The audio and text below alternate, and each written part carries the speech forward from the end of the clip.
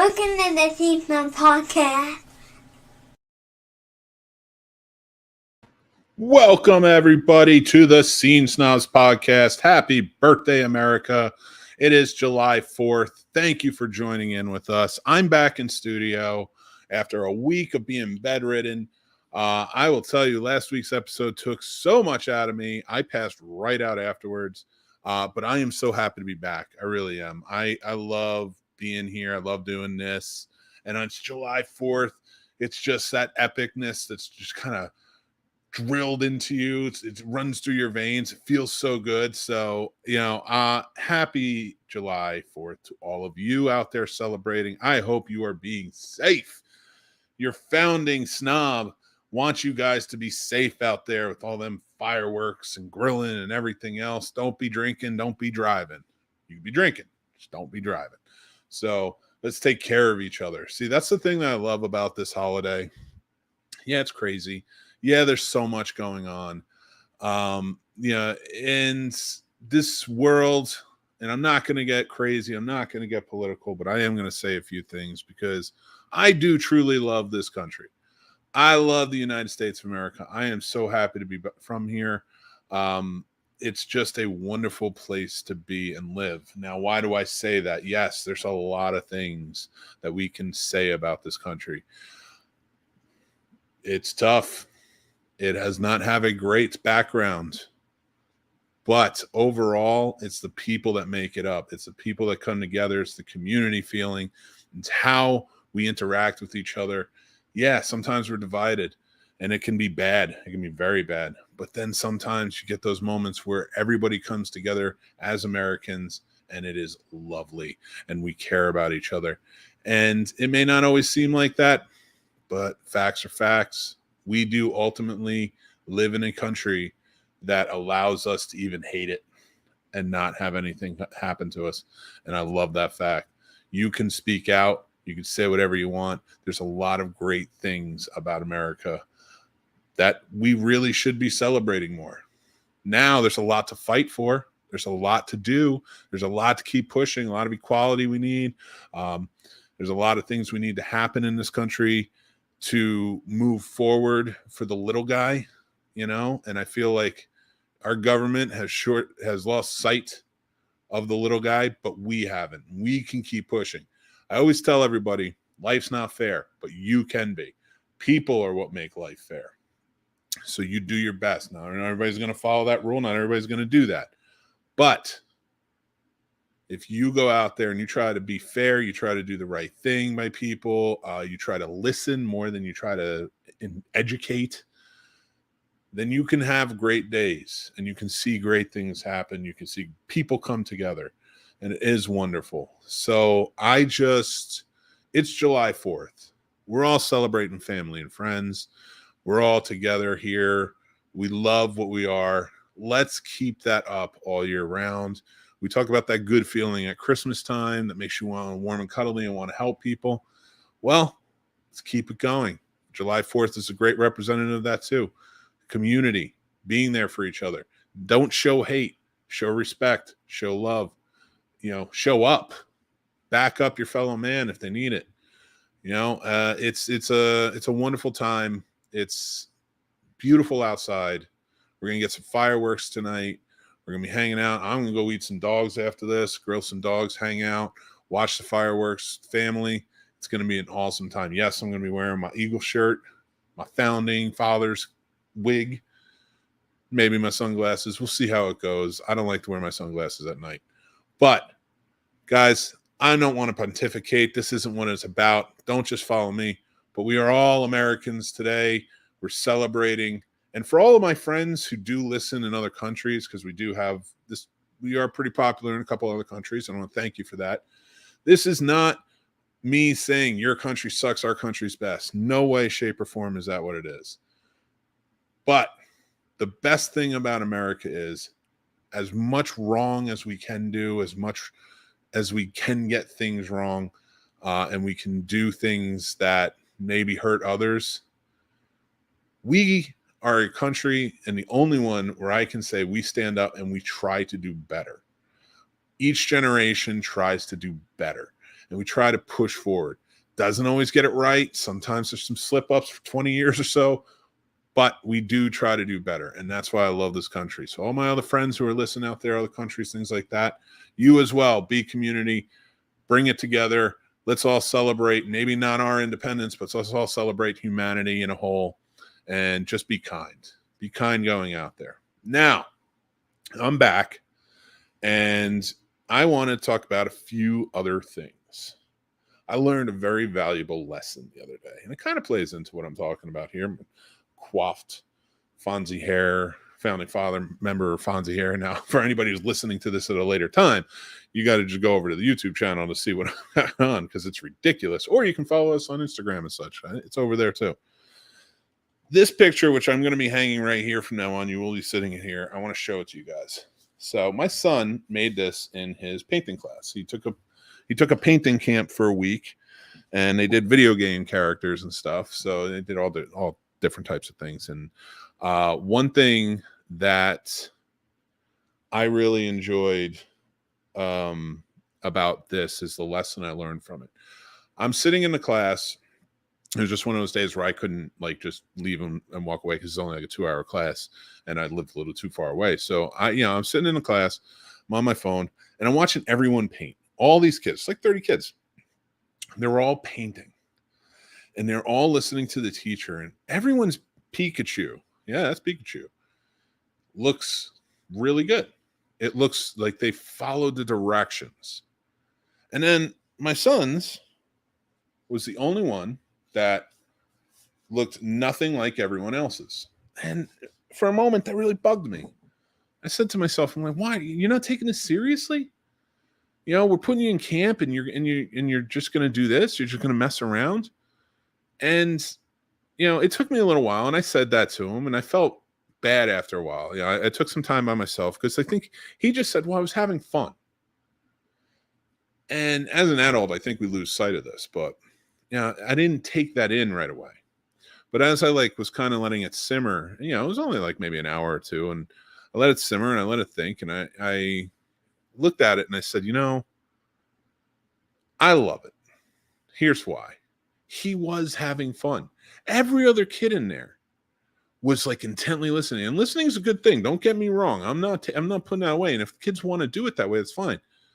But there's nothing wrong with the kid who's having fun and just wants to paint his own version and do his own thing. He did this on purpose. He wanted it something different, he didn't want what everybody else wanted. This is what he's telling me. So I went up to him and I apologized. I said, listen, buddy, I am sorry. I was wrong. I came at you, and you did. You wanted to have fun with it. And I said, did you have fun while you were doing it? He goes, yeah. I was like, and it wasn't so much fun when I started talking, right? And he goes, yeah, it kind of bummed me out. And I was like, it's because I was wrong. It's because I thought you should have been the status quo. We're paying for this thing. Why not listen to your teacher and do it that way? But I'll tell you what, I could have gotten something. If he had done that, I could have gotten something that looked like everyone else's in that class. But I didn't. I got something original, something different, and it looks beautiful. And I asked him if I could have it, because it's a good representative for me to remember. Don't be like everyone else. Have fun. Enjoy it. If you're not hurting anybody, who cares? And that's a rule I'm going to try and live by. And that's going to start hanging behind me from now on. So you'll see it up there. So if you watch or you listen, just keep that in mind. All right. I'll be posting a picture of this up on the Instagram as well. But it's important for me to realize exactly what I was when I was young. And that is just have fun. Be yourself. Be unique. Do something different. Why do something the same as everyone else? I lived my life by that. Everybody else was, I'm going to become a cop, a teacher, a firefighter, this, that, and the other thing in my small town. I was like, hell with that. I'm going to be a filmmaker. I'm heading out of here. I'm getting out of this place. And I traveled and I went on adventures and I did many, many things that I'm really proud of. And I can say without a shadow of a doubt, I do not regret. And that's what I want to teach my kid. And this is the perfect representative of that. And I want him to go out and I want him to have fun. He wasn't slacking off. It's not like he was messing with everybody else. He was just painting what he wanted to paint at the time. And listen, all the great painters don't look like everyone else. So With that being said, go out there, be yourself, be unique, and just have fun. Enjoy it. If you're not hurting anybody, have fun. All right, let's get started. We got a good show for you. I wanted to do this show a bit early because I know everybody's going to be doing the fireworks tonight. They're going to be partying. They're going to be having a good time. 7 o'clock just seems like it was like take up too much time. So I figured I'd go 5, live at 5, baby. That's what I'm here for. And, you know, really kind of enjoy it. And then I want to go out and I want to enjoy some time with everybody and eat my dogs and, you know, eat my French fries and have a good old time. So, and get my Eagle shirt going. I love this shirt. I bought this shirt 2 years ago for one of our charity events, and it is just epic. It's not as good as my cat riding a nacho with laser eyes. That one is so much better. But let's see what everybody else is saying here. Chris is here. What's going on, man? Happy 4th of July to you, sir. James MCD Reviews says, America. Dan, the man, Dan's birthday is tomorrow, so make sure July 5th, you tell Master Shake happy birthday, because he is out there, he's partying it up, he's on a lake, hopefully having drinks, hopefully eating some barbecue, and hanging out and having a good time. He deserves it. Good man. Happy birthday, my friend. Mick 2024, you vote, write me in. Go ahead. I'll run this country. Pontificate away.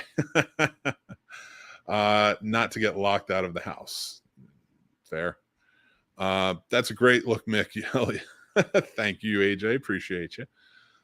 And your boy was the one who understood the assignment. Art is about expression. I'm right. And you got to support that. You got to support that. Listen, as an artist, you always got to stand up. 40, no longer a young man. I'm 41, so shut up, Dan. That's not what you learned, not to get fucked out. I love you, Dan. So we got some fun stuff planned. I want to get into more of our stuff. So I'm going to do a special 5 takeaways, my 5 films I like to watch on July 4th, in or around July 4th. Then we're going to do a new Snobs movie summer school where I talk about inspiring films and why we need them. And then I am going to attempt to fix Indiana Jones and the Kingdom of the Crystal Skull. And we're going to get into it. That's from James MCD Reviews. Thank you so much for giving me that movie this week. And it is topical. And yeah, I just recently watched it and I do have some ideas for it. But let's get into it, okay? All right. I want to kick off this wonderful show with Happy 4th of July. Movies I watch on July 4th. That's right, everyone. We are going to get into it. And this is a quick little segment that I normally do. And if you guys have seen the videos pop up, I pop them, I post them every once in a while over on the YouTube channel. So I want to do it here, special for you guys on July 4th. Make sure you chime in. I'd love to hear what you guys think. This is a special live one. What do you guys watch? Sound off. Number 5, and I think it's going to surprise you. I think this list is going to surprise you because I'm pretty sure a lot of you are like, oh, this is definitely on the list. This is definitely there. And I'm going to tell you, probably not. It's probably not on the list. Dan says, I'm doing the Lord of the Rings marathon on July 4th. You crazy? That's so much. I mean, it's great. That's great. But like, go out and enjoy it, man. You don't want to be out there the whole time. Number 5 is Armageddon. I love this movie. It is bonkers. It is crazy. It makes no sense. But, hey, enjoy your art. What was the lesson we learned? So Michael Bay definitely did with this one, and he went all out with it. This has to be one of the most patriotic movies on the planet. Now, a lot of people are probably like, not Independence Day. Why wouldn't that be on the list? Blah, blah, blah, blah, blah. And we're getting there. Calm down. So we got a lot of lists left. This is only number 5. So, but Armageddon for me is such a good one to watch because at that time, it was just very patriotic. It was just very crazy all over the place. You had these heroes against an asteroid. It wasn't like, all right, we're all going to kill each other and this is going to be crazy, which were fun movies at the time too. Listen, Mission Impossible 1 and 2, you had Face Off, things like that. But this was a movie where it was like, all right, we got heroes going up, everyday American oil drillers. I know it's bonkers, but whatever. I love it. But it's just a good time. And it really makes you feel good by the end of it. Like, yeah, I'd do it. Let's go do it. But yeah, I got to say, I really do it. I really do enjoy this. You can mix it up, one in the morning, one in the afternoon, and one after the fireworks. Craziness. I gotta get to work, so I'll pick up later. Happy 4th of July. Stay safe, James. Thank you. I appreciate you. So that's my number 5. Number 4 on my list, Top Gun Maverick. This snuck in. This is a very patriotic movie without really feeling like it is a patriotic movie. But again, it's heroes out there doing the job. I loved it. I love this one in the first one. I know people are really into Top Gun and like kind of what it brought to the table. I always liked Top Gun, but I never loved Top Gun. It wasn't one of my main go-tos all the time. It was just one of those movies that, like, for me, it was good. But honestly, I think Top Gun Maverick is much better movie. It's a much better told story. I have my issues with the original Top Gun. I've talked about that. But this was such a good callback to it while telling a great story with a lot of heart. So I do love this movie. Top Gun Maverick is my number 4. Number 3 on my list probably surprised you, but I love it. Doc Hollywood. So I grew up in the ghetto. I grew up in a big city, Jersey City, New Jersey. When I was in high school, I moved to a smaller town. But it was still big. Like, it was still like it was part of this big borough that's, had a lot of people. And it wasn't like a intimate, quaint little town. I have that now that I live in Virginia. We live in a small town, and I looked for that, because I bounced around from city to city, New York City, LA, Orlando. I was all over the place. This was the first time when I moved to Virginia. It was the first time where I even moved to a big city, but it felt like a small town in Manassas. Now I'm out in Winchester area, and it is very small. It's very quaint. It's very beautiful. I always loved that. I love that feel. And Doc Hollywood gives me that feel. It's a wonderful movie. Michael J. Fox is fantastic. And Woody Harrelson, Julie Wagner, Bridget Fonda. Everybody was just fantastic in this movie. I think it's great. It's a fun movie. It's different. It just has that down to earth, homely feeling of a small town, like just kind of enjoying it with a big city guy in there. I just love it. I think it's a fantastic movie, and 4th of July, I think, really works. So my number 2. Well, let's see what the comments are first. AJ says, better asteroid movie, Armageddon or Deep Impact? Armageddon, all day long. All day long. Armageddon. I can watch Armageddon any day of the week. Although I have a bad rapport with Deep Impact. So that was my nickname in high school, but not for why you think. We'll get to that. Remind me of that after, AJ. My number 2 on this list is The Sandlot. Sandlot has probably one of the greatest 4th of July scenes ever caught on camera, with Ray Charles, America the Beautiful playing, and the kids all rushing off from the party to go to play baseball because they know the sky is going to be lit up and they can play a night game in their Sandlot. But when they stop to look at those fireworks and the wonder on this kid's face, it brings you back to childhood. It is no greater feeling than what you're getting from that movie. And especially, it takes place in the 60s, but growing up in the 80s, 90s, like, this still had a lot of feeling. We still did a lot of those things, and there was still a lot of childhood there, that if that's what it felt like. And I absolutely get that nostalgic feeling when I go back to it. It's such a great movie. And that whole point, that whole aspect of the movie, the whole movie is fantastic, but that right there is very 4th of July, and I think one of the best representatives of 4th of July in movies. That is why it's on my list, number 2. AJ says, Doc Hollywood and Secret to My Success, 2 underrated Michael J. Fox movies. Yes, Bright Lights, Big City, too. Another good one. All right. And my number 1. My number 1 is going to be one that you guys know had to be on this list. I never grow tired of it. I absolutely enjoy it every time, and I have to watch it around this time of year. I can watch it anytime during the year, but this time of year especially, because it just works. It fits. It's Jaws. Why wouldn't it be Jaws? That movie is perfection. Dan and I, we disagree in certain elements, but That the filmmaking in that movie, all throughout, yes, Dan, I'm said it all throughout, from beginning to end, is truly perfect filmmaking in a movie that was run amok, that did not work on any element, that the director hated making, and Steven Spielberg, he hated making it. I remember, so Tom Allen was a sound teacher when I went to college, and he was a really nice guy, older dude. He worked 2 weeks on Jaws, and he would tell stories about all the movies he worked on because he did a lot of stuff. But we had to ask about Jaws because Jaws was such a great one.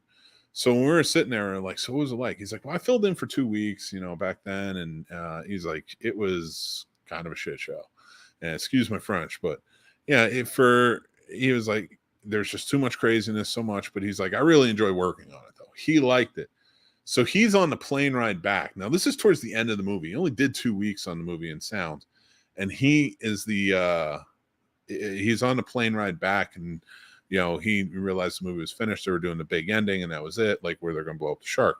And he's on the plane. And who's on the plane with him but Steven Spielberg? And he said to Steven Spielberg, well, this is what he told me now. He said to Steven Spielberg, he's like, don't you have the big shot with the shark blowing up today? And he goes, yeah, they can handle it. I can't handle this movie anymore. I'm out of here. It's insane to think that happened, and Steven Spielberg was just that done by that point. But I always liked that story that he told. I thought it was really a lot of fun. So I want to say thank you guys for enjoying or not enjoying my 5 takeaways on films. I'd love to hear what you guys think. So make sure you sound off and let me know. But yeah, that's my 5 takeaways of movies I watched 4th of July. And yeah, I it's the first time I ever really did one of those. It's good, not great. Dan, I don't know how somebody can be so wrong in their life as to say that. Jaws is perfection. And I hate to break it to you. Blade Runner. No, I'm just kidding. I know she loved Blade Runner, but Jaws is fantastic. You're insane. And I will never agree with you on that. It is. Every aspect of that. It is an improvement on the book. It is an improvement on so much more. And I am so glad it worked out the way it did. But yeah, so we're getting into it. And so those are my 5 takeaways. But, before we get on to Snobs Movie Summer School, I want to talk a little bit, as we go on. I didn't have a guest tonight because it was my first week back, and I just wanted to kind of chill out. And I was watching a lot of movies last week while I was bedridden, a lot. And I found myself kind of studying a lot of stuff, and it felt so good. And yeah, I've been talking a lot about lately value. What value do I bring to the table? What do I do here? What is it about? What can I do, to bring value to this podcast, to bring value to life or whatever else? And, I had some heart to heart, did some talking and stuff. So I started doing more of the filmmaking side, going back to my roots. I started writing again, and I've been feeling so damn good about it. I have not written anything. I walked away from the filmmaking years ago, and I thought, and for me, when I walked away, it was done. Yeah, I still did some consulting for a few years and things like that.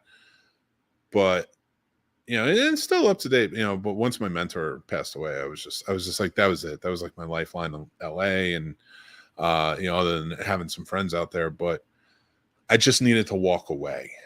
It broke my heart. When you wanted to do something for basically your whole life and you were doing it, it broke my heart to leave. Now I knew it was my choice. I wanted to leave. I wanted to move on to do something more in tune with what I wanted.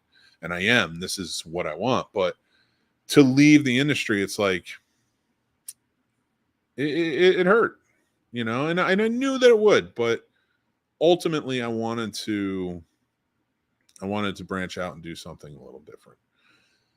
But I got to tell you, that itch has been coming back more and more. And I've been feeling it, and it's been feeling so good. And I have a lot of knowledge about working in the industry and working not just for independent films, working for studios, working for the whole gamut. I've done pretty much every job you could have on set in some way, shape, or form, in front of the camera and behind. So for me, sitting down and writing again. And, I picked up an old script that I wrote years ago. Lenny, if you remember, was one of the Scene Snobs, passed away a couple of years ago. He always wanted to write a feature film version of Hotel California. It's one of his favorite songs. So I did. I picked it up and I started writing it, and he would read it and he would work with me on it and stuff like that. Yes, I have. Yeah, I've worked on a few. But he would talk about, and I will get into all that. I was just telling a story right now, but happy to talk about whatever. So I've worked on over 150 between shorts, TV projects, and film projects. I've worked on over 150 projects in my lifetime. In some capacity, I've always loved producing, so it was always more towards that. I love line producing, UPMing, things like that, production, associate producing, stuff like that. That's when I got to film school, it was more towards that. But I did love writing, so I would keep up with it. When I worked for, a very awesome guy named Larry Flash Jenkins, he allowed me to do a lot of writing and things like that. So it felt really good to be able to do those original things. And so I picked up the script, and now it's not great. So I went through, I reworked a lot of stuff, and I wrote out a new treatment. So I'm going to rewrite the script. But I also wrote out another few treatments for stuff that I've had ideas for years that I have tucked away. I have all my writings, upstairs or in folders and stuff like that, and in notebooks. And then I just go through and, just all my different ideas and things. So I've been kind of plugging away, fixing some stuff. It's been feeling really good. So just been out there kind of doing it, kicking things around. And so I was talking to a friend of mine who works in the industry, and I was talking to him about kind of having the itch. I love what I do here. I love when I want to keep doing this, and this is my business. This is my life. And I'm trying to build this into a media company that I can produce more and more, hopefully that comes to fruition. But yeah, as of right now, how do I do that? So on our Patreon, if you guys want to go check it out, I'm adding to the different tiers things that, I can help with the film industry. If you go take a look, there's a lot of different things and stuff like that. So please feel free to go check that out. But I'm also happy to talk to people, see what we can do. But I do offer one-on-ones. I'm going to start doing Snob Summer School on there, which will be a video series where I talk about different aspects of filmmaking, both creatively, both industry-wise, networking, things like that. There's you can be offering a lot, so you can go check out what I have up there. But it has been feeling really good to write again, and I'm urging people, if you got something, if you have your downtime or you have time where you're feeling really upset or down or bad or whatever's going on, I urge you guys to do something creative, whatever that is: painting, writing, drawing, filming something, whatever it is, whatever creative aspect you need to go with that, because it's so worth it and it will make you feel better. You'll get that high of doing it. So yeah, I just kind of wanted to touch down on that. And as we're talking about freedom and independence and things like that, free your minds, go out there, be creative. I know it's tiring. I know it's crazy, but if you start being creative, it's going to open up things in all aspects of your life, mentally, emotionally, physically, the whole 9 yards. So I urge you guys to get out there and do it, and just do it without expectation. Do it without thinking you're going to make the next great American movie that's going to win an Oscar, or do it, not writing anything thinking, oh man, I'm going to get back into it. I'm going to make this movie. I got to take this off. It's killing my head. But for me, it's that is such a heavy wig, by the way. The damn Founding Fathers wig. It's so heavy. I don't know. And it was so cheap, too, for it to be that heavy. But, I digress. So I urge you guys to get out there, do something really creative, just to keep your mind going. If you're feeling sick, you're feeling down, just being creative in any aspect of doing something will really free things up for you and really make you feel better in a lot of ways. So that's what I'm urging. So let's get into it. I'm going to talk about, on this week's episode of Snobs Movie Summer School, inspiring films and why we need them. That's right, everybody. So let's talk about them. I am a big fan of inspiring type of movies. The movies that really get you revved up, get you going, and make you feel good. I think we need them. I love a good sports movie. You know, watch Rudy or something like that. Those are great.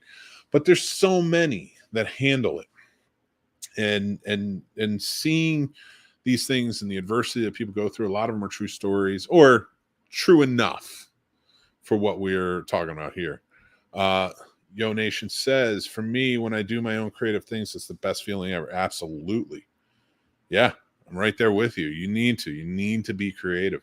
I love doing the short videos for like TikTok and things like that, where I can get a little bit more creative with stuff. You know, and I'm actually working on more of the filmmaking of that rather than just the joke videos. But yeah, we're getting into it. But you know, and it leads into the inspiring side of it. You know, like, what is an inspiring film? So a film that you walk away from that makes you feel good is usually good for the family.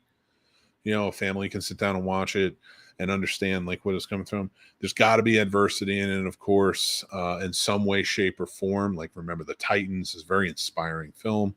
And I don't want to just go with sports films here because they have a good hook on inspiring.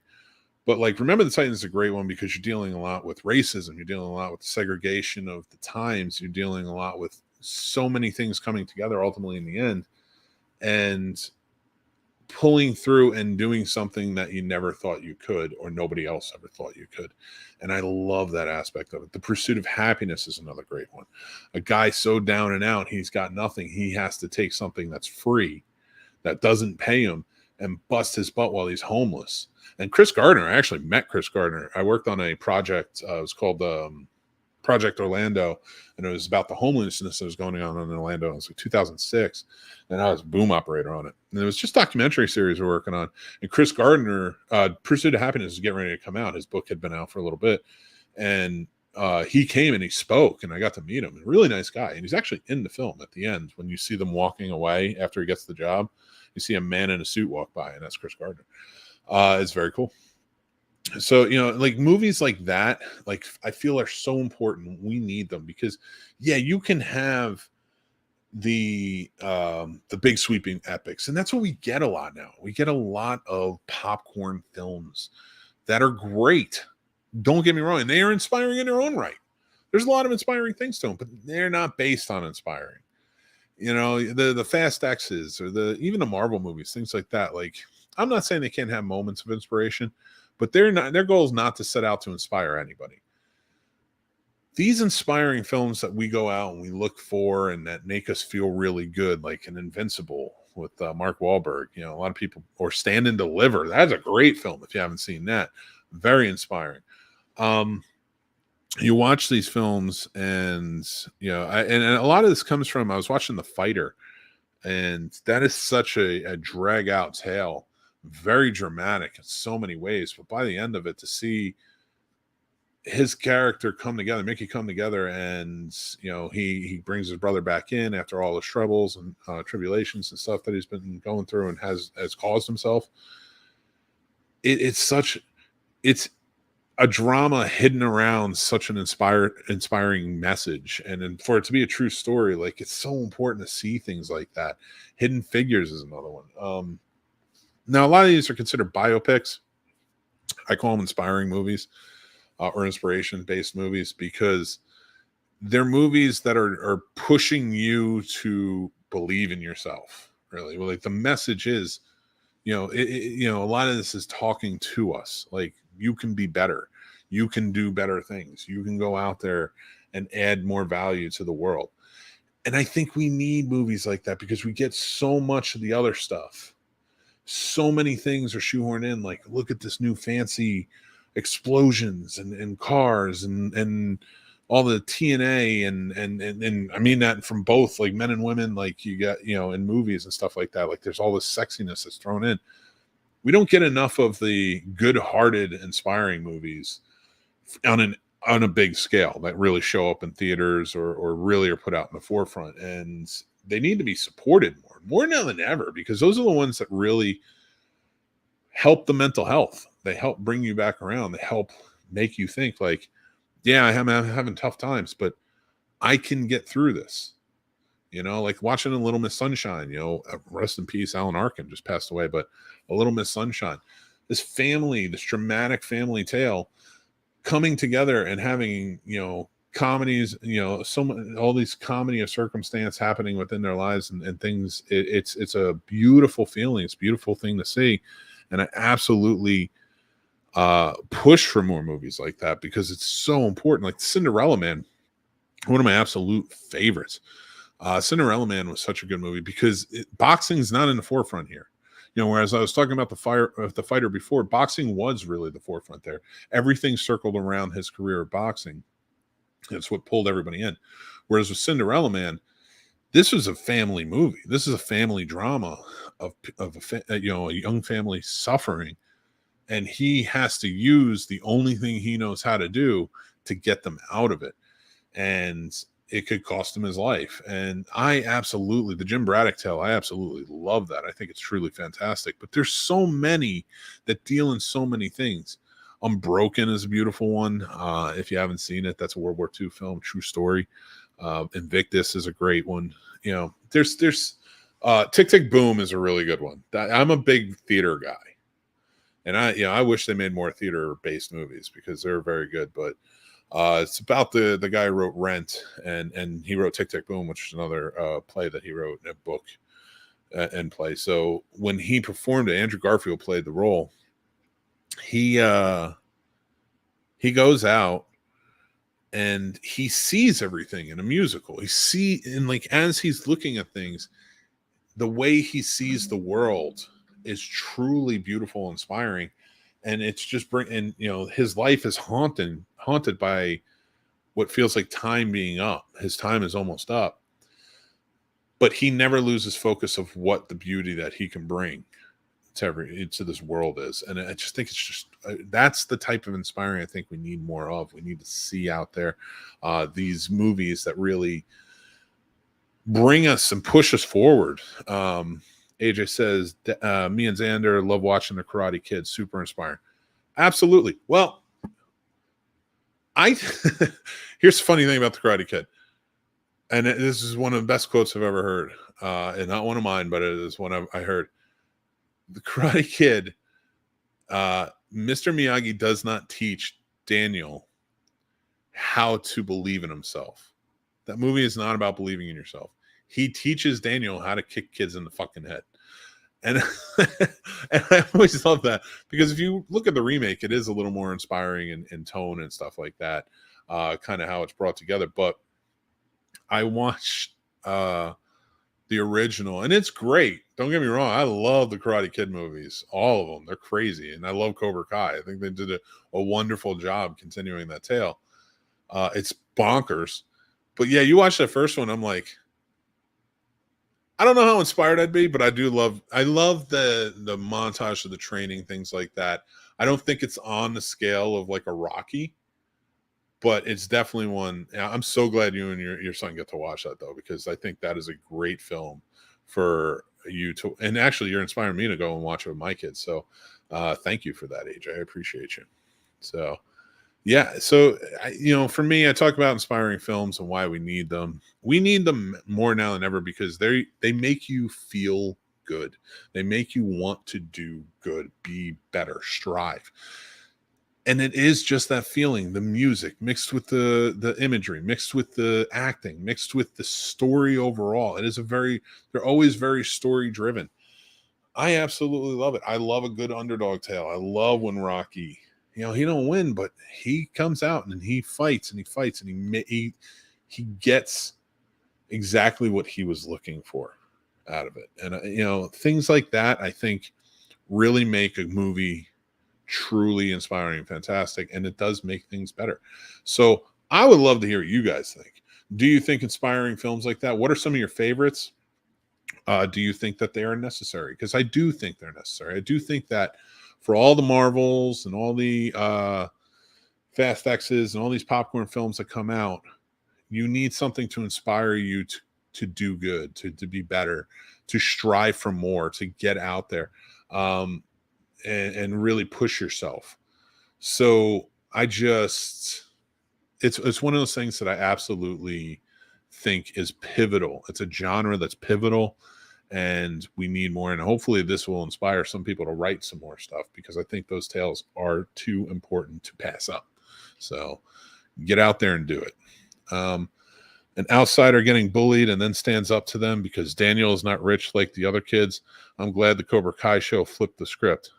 I'm going to tell you right now, as a kid, as a guy from Jersey, this kid from Newark, New Jersey, getting beat up by all these sun-kissed California kids, it's just unbelievable, my friend. It's just unbelievable. Kidding with you, of course. No, but I talk about inspiring films. I'm going to get a little more in depth, so I'm going to be doing a video series as it comes up. Like I said, it's a Snobs movie, a Snobs Film School, and that's going to be more in depth on the filmmaking side of things. And I am going to get into more of the writing of like inspiring tales, things like that, and kind of what they need. So those will be coming up very soon. So if you're interested, go check out the Patreon. We're going to have it on there and stuff like that. So, all right, everybody, let's see what the comments are saying. But yep. Let's move on to our final segment of the night. And that is, did I just fix Indiana Jones and the Kingdom of the Crystal Skull? I want to say thanks to James MCD Reviews for giving me this one. And he even said it was topical because the new movie Dial of Destiny had just come out. I did a full review on that. You can go check it out. It's on our YouTube channel. But yeah, I want to get into it a little bit. I want to talk about Kingdom of the Crystal Skull, exactly what was wrong with it and how I think it could be fixed. Now, I'm not a hater on this movie like most people are. It pales in comparison to the original three. It is not as good as Dial of Destiny, but it is a part of the canon, and it is important.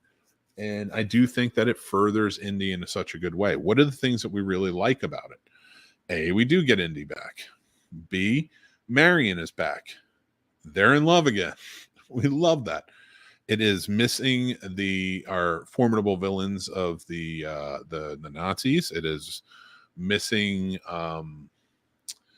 It's a big tone change from the original. We got a lot of religious aspects to it. In the artifacts that we were looking for and the mysticism that comes from that. I don't necessarily think that the sci-fi angle of an interdimensional alien is a terrible idea, but it just wasn't conveyed properly. And I don't think we needed it. I'm so glad in the new one they kind of brought it back around to something that is more in line with the archaeology, not just to have that science fiction element to it. There is a science fiction element to Dial of Destiny, and there's science fiction element to a lot of things in Indiana Jones. But I liked, where they kind of went with it. The Kingdom of the Crystal Skull was just one of those ones that just missed the mark a little too much. And for one, if we're going to fix it, let's talk about the elephant in the room. Shia LaBeouf was not the right choice to play his son. How they portrayed that character of Mutt is not the right choice of how they should have portrayed his son. It seems there was no influence on him in that instance. So it's what I mean by that is, okay, so Mutt, who is played by Shia LaBeouf, first of all, I would have cast somebody different. The reason I say that is because there was no real chemistry between Harrison Ford and Shia LaBeouf. It never really worked. And even when he's with Marion, there's better chemistry, between he and Karen Allen, but not great amount of chemistry. It didn't feel that connection with everyone. He seems like he was always on the outside. So I would 100% start with recasting. I think if you recast that role, with somebody who had chemistry and felt like he's Indy's son in some, and it looks like he could be Indy's son. He didn't even look like he could be a mix of both of them. It just didn't work. Now you take Mutt. Now I think the problem with Mutt here is that you made him a greaser and you played this whole motorcycle aspect because you're trying to push he's an adventurer. He's somebody who's willing to take risks. I don't think he should have been somebody that takes risks. Indy has always been this one that takes risks. Marion hid Mutt from Indy for years. She was never planning on telling him. Mutt thought his father died in the war, and he was raised by Ox, who is a very stiff guy, very anti Indiana Jones. We should have made Mutt that.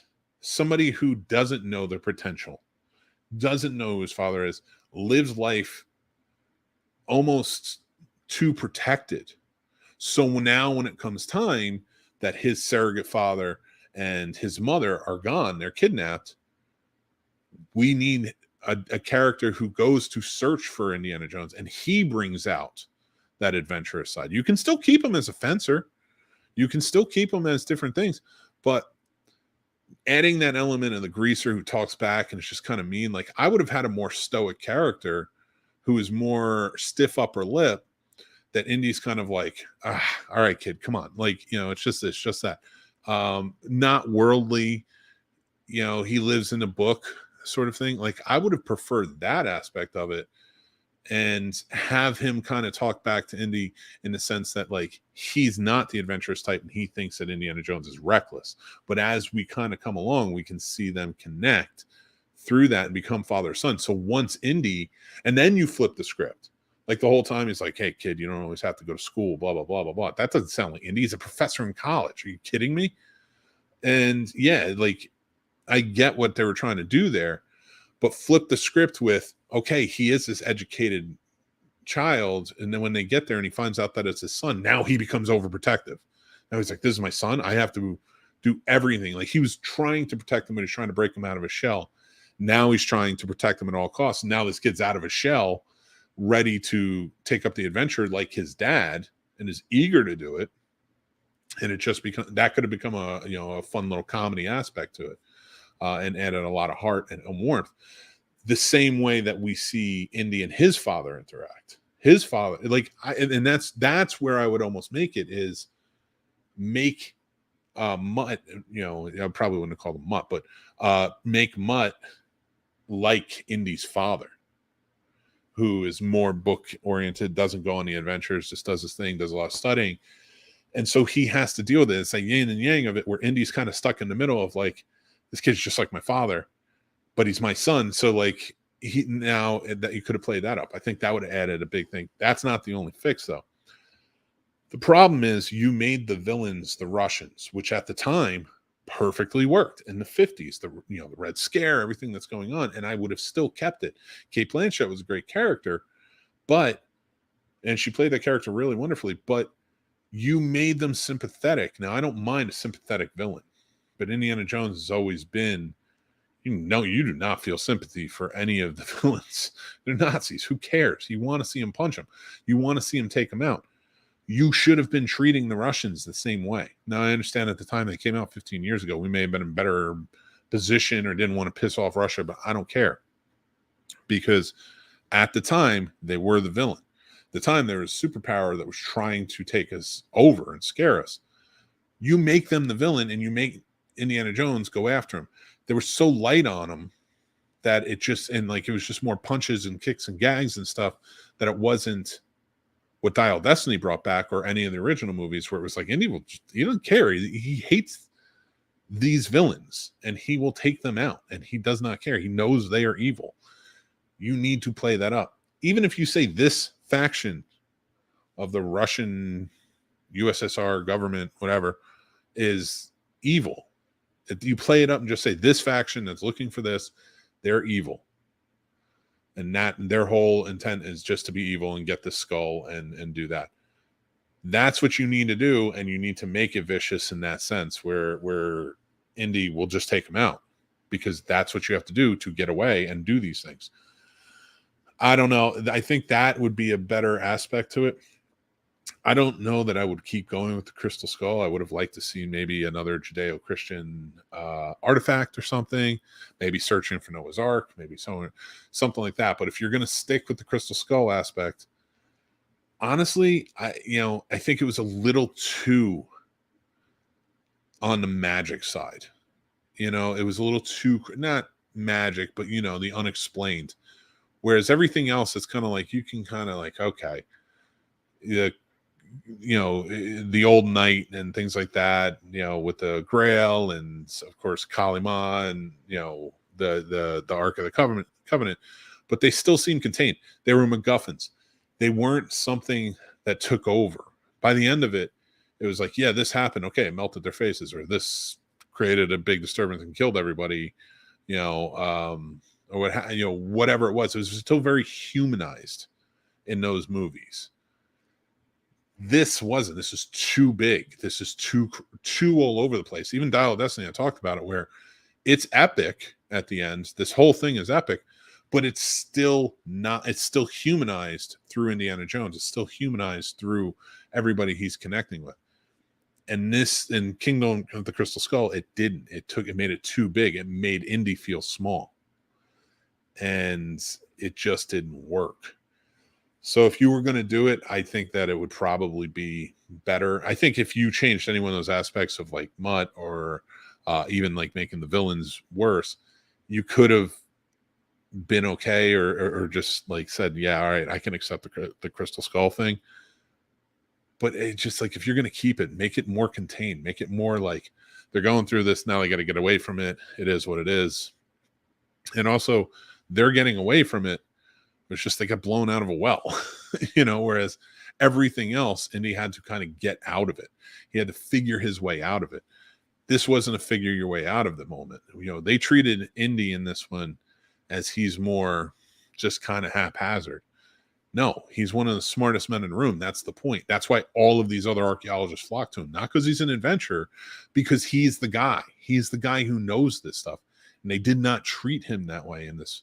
There were flashes of it he would figure out clues and things like that, but he is the guy who figures this stuff out, and he's the guy that accepts what he sees. That's why Temple of Doom takes place first. So I think if you were going to fix this movie, you need to fix that element where the MacGuffin is just still the MacGuffin, and at the end, yeah, it has an effect that maybe takes out the bad guy, which is completely fine, ultimately. But Indy figures his way out of it. He learned something by the end of Ark, and he learned something, Raiders of the Lost Ark, and then he learned something by the end of Temple of Doom, and he learned something by the end of Last Crusade.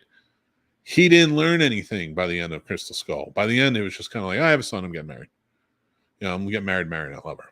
So it took a lot out of it for me, but I think if you add those aspects, if you fix those aspects of it, you change the son up, make it more like Indy's father.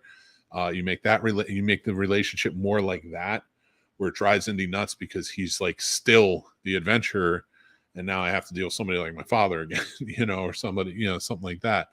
And then when he finds out it's his son, flip the script again. Now he becomes more protective. He wants him to be like this, and now he's out of the shell and wants to do it.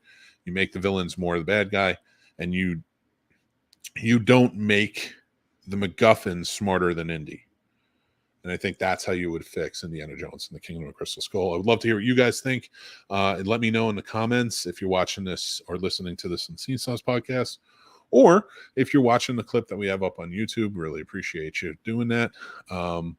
But yeah, thank you guys so much. It's been a really fun episode talking about 4th of July. Hopefully you guys are having a good time with it. If you guys are interested, we are sponsored by Entertainment Earth. If you guys don't know what that is, you should go check them out. If you do collectibles, they have great fun stuff for you to go and, check out, be a part of, things like that. It's just a really fun time. We have a link down below that in our description that you can go to. You get 10% off. And if you spend over a certain amount of money, you get another 10% off and free shipping. So go check them out. We have other stuff too. Skillshare, Noom, BarkBox, things like that. We're affiliates, and we have some other affiliates happening and coming very soon as well. CBD, gummies, things like that. So if you guys are interested, please hit me up. Let me know, and I'll send you any of those links and more. I want to say thank you guys for watching. This means a lot to me. I always appreciate you guys being a part of this and joining in the conversation and things like that. You guys are always amazing. Sturdy's here. I want to say, what's going on, Sturdy? How you doing, buddy? AJ says, how do I submit a fix this film? Just send it to me, bud. Just send it to me online, and you can message me, and I'll get it, and then I'll put it up. So, I just want to say thank you guys again for watching, listening. Happy 4th of July to you and your families. Please be safe out there. Enjoy it. Enjoy the rest of your summer. I will be back next week. We're going to have a guest, so make sure to join in. We'll be back at regular time, our new regular time of 7 p.m. on Tuesday nights. So enjoy it live or watch or listen anytime after that.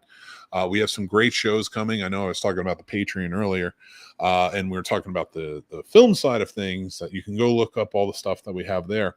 But we also have some new shows. Warp Factor Fiction is still out. You get a month early access on Warp Factor Fiction. That's our Star Trek rewatch show where we're doing everything in chronological order. We just finished Enterprise Season 4.